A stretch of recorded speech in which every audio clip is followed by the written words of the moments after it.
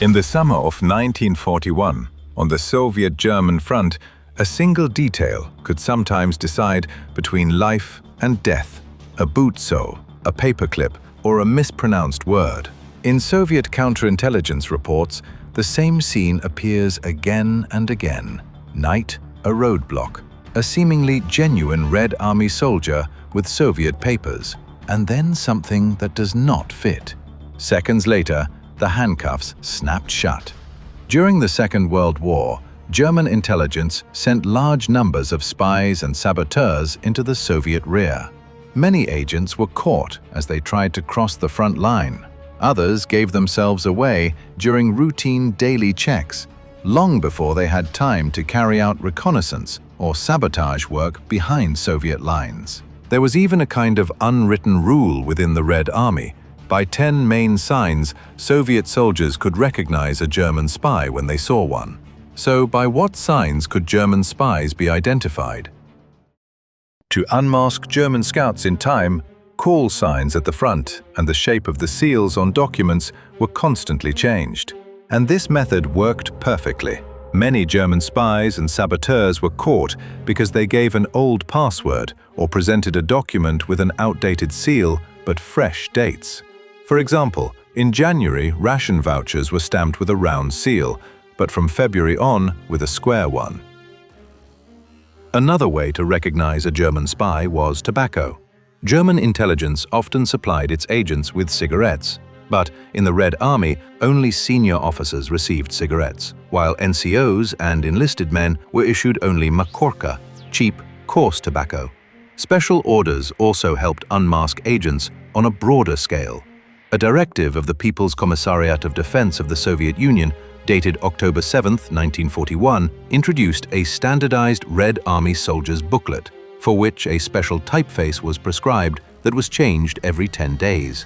These booklets also contained a photograph of the owner, so they could not simply be used by an enemy spy.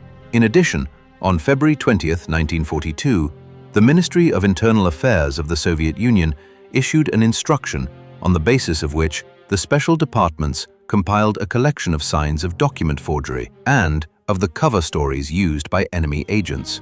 At the beginning of the war against the Soviet Union, German special services possessed extensive experience, qualified personnel, and the most modern technical means.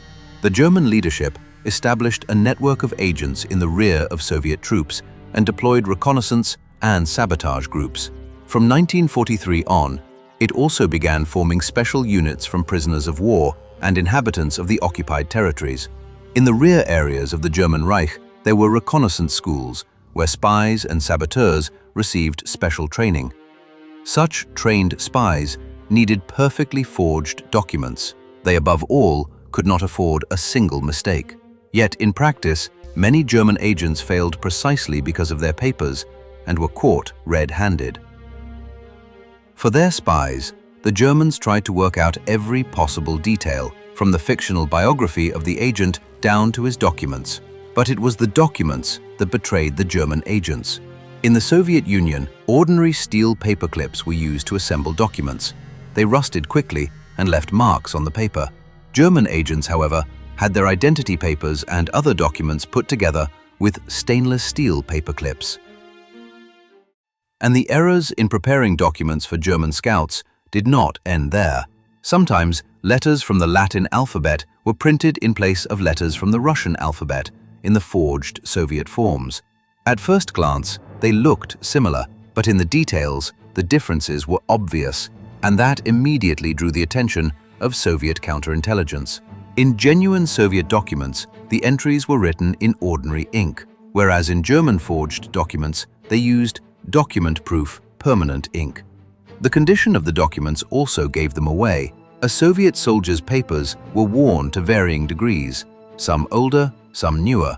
A German agent, by contrast, received all of his papers, ID card, internal passport, labor book, at the same time, so they all looked equally fresh or equally used. Even the way the forms were filled out often revealed that they were forgeries. The next two methods of identifying a German spy were effective only if the agents had been born and raised in Germany, and useless if they were former Soviet soldiers recruited by German intelligence. A shibboleth is a linguistic peculiarity by which a speaker can be assigned to a particular social group or region. Unlike tongue twisters, which are difficult for everyone, shibboleths are words whose differing pronunciation reveals a person's origin, and thus become a kind of social code. In the Soviet Union during the Second World War, German spies were sometimes exposed using the word ulitsa, street. The word appears in a book by the famous Soviet sniper Vasily Zaitsev. According to Zaitsev, this Russian word was quite difficult for Germans to pronounce correctly. During the Second World War, there was a simple method of checking a suspicious person. You only had to ask them to count to 3 on their fingers. A German would start counting with his thumb, a Soviet citizen with his index finger. German agents also betrayed themselves unconsciously through eating habits that were not typical of a Soviet citizen. Even Russian prisoners of war who had attended spy schools in Germany picked up some elements of German everyday life and adopted new habits without noticing it. They would put ice in a drink, mix themselves cocktails, or eat a meal without bread.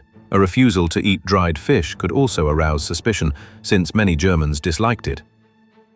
German scouts often gave themselves away by exaggerated politeness and discipline. Soviet soldiers were not exactly known for exemplary manners. Another test involved foul language. German spies often exposed themselves simply because they had no obscene Russian words in their active vocabulary. A hostile spy could also be identified by his knowledge of Soviet institutions. Oddly enough, the agents often knew the full official names of state bodies, but not their everyday abbreviations. To make it easier to search for German spies, the order in which medals and decorations were to be worn on the uniform was regularly changed. One such case occurred in January 1942 in besieged Leningrad. The Soviet police arrested 2 German spies. A senior patrol officer noticed that the 2 officers were wearing their decorations in the wrong order on their tunics. At the beginning of 1942, a new series of boots was issued to Red Army soldiers, in which the square hobnails holding the sole were replaced by round ones. German spies dropped into the Soviet rear were equipped with Cursor boots, whose soles still had square nails. German spies often carried a suspicious amount of stuff: photographs, money, medicines, food, things that ended up betraying them. After all, refugees or soldiers who had escaped from captivity could not realistically have so many valuable items with them. In the end, many of these carefully trained agents did not fall victim to radio direction finding, betrayal, or sophisticated defenses, but to trifles: a stainless steel paperclip, a wrong abbreviation, a German way of eating, or a Russian swear word they did not know. For the spies, each such mistake was a death sentence. For Soviet counterintelligence, this sharp eye for tiny details became one of the most important weapons in the invisible war behind the front.